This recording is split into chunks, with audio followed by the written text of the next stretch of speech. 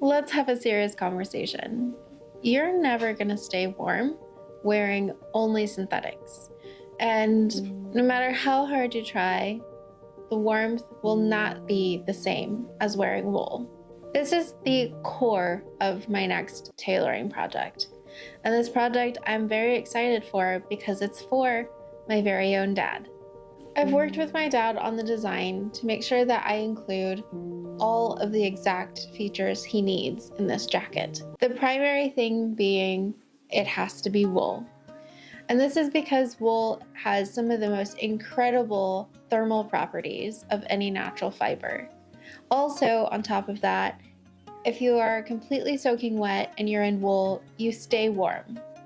And then just to add another layer on top, it is incredibly antimicrobial, which means it will not hold on to your body odor. And did I mention this is going to be a Western style jacket? And this will be the most complex sewing project and patterning I have yet to do. A few years ago, I introduced him to merino wool base layers, and he loved them so much, he started to call them woolly breeches. So now in our family, we call our base layers, if they're wool, we call them woolly breeches. This prompted me to make him this winter jacket. Because he knew he loved wool, he felt the power of wool and how warm it kept him, even with just having them under his jeans. So this coat, as you can imagine, will be made out of wool, and I'll have a few other things to consider while making this jacket, because after all, it's going to be for the outdoors. So I need to make sure that all of the features will work for this.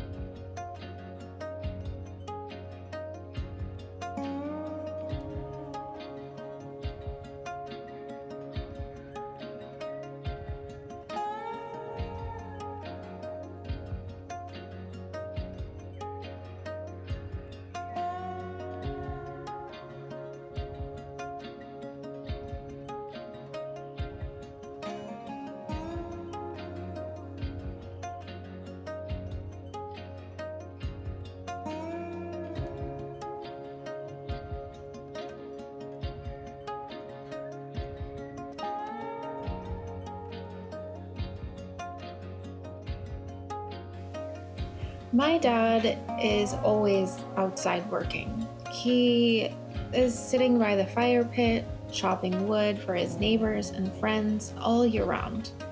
But in the winter, he tends to stay inside more often since he can't really find a way to stay warm. So when I make this jacket, I have to keep this into consideration, and I've worked on figuring out what type of pockets that I'd like to put in this and which ones he would prefer to have. I remember him commenting on one of his jackets that the pockets were a little too small, or the angle should be slightly different. And so I'm kind of looking forward to making this jacket and kind of really making something that is exactly what he wants.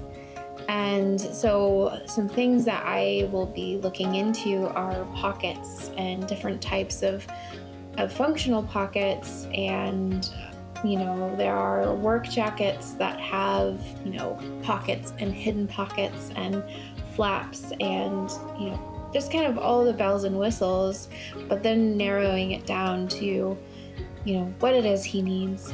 I had mentioned to him possibilities of an interior sleeve cuff to keep sawdust and snow from entering the sleeves while he works. And so that will be something that I get to experiment with. And at a glance, the jacket will be made out of heavy wool and be lined with fleece fabric of some sort. And I will be trying to source where to find a rib cuff for the interior sleeve, and many, many more things to come. I have so many ideas for this jacket, but I know my dad is definitely a very simplistic guy. And so I'm going to try to refrain as much as possible to not make this an entire Rolls Royce of a jacket for him to work in. But I am very delighted that I get the opportunity to finally start this jacket for him. What I'm starting with as my base is a church jacket of his, and he loves this jacket. It fits him well. So while I was living at home for just a small period of time while trying to find a new job in the Midwest, I decided to copy this jacket by rubbing it off onto muslin. So in this video today, what I'm doing is transferring everything that I have onto paper. And after doing this, while I'm doing this, I'm kind of realizing this is definitely going to be a challenging project. But it's all for the better, I think, because the more I do this, the more I learn to work with what I have and, learn to manipulate patterns and fittings and all sorts of stuff to get the end product. And honestly, that's what I love most about patterning and sewing. So what I have found so far is that my transferring skills from tracing on to muslin are comically bad. So I'm having to take my rulers here and really define where my lines are going to be and what shape they're going to be. And these are going to be transformed many times throughout this process. So I will try to just highlight what I'm doing and not go step by step, because there's no telling how many times I have to redraw or redraft or even draft from scratch a collar or a sleeve.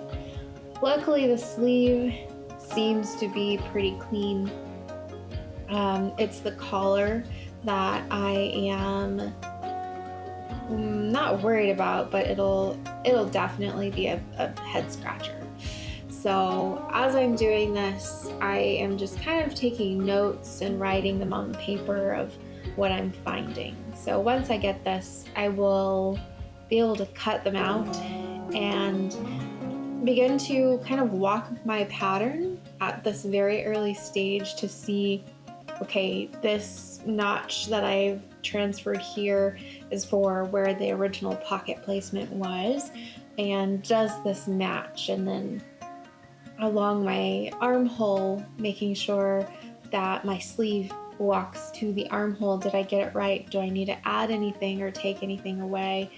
And just taking my time to look at everything and make sure it matches up, it's somewhat remotely correct, and we just go on from there. So once I kind of get the idea of what I'm doing, what I have, then I will basically trace this off, clean it up once again, and add seam allowance to it, and then probably make a first muslin. But I think I'm not even going to commit to making a first muslin at this point, but I really need to determine how much of this pattern I will be using.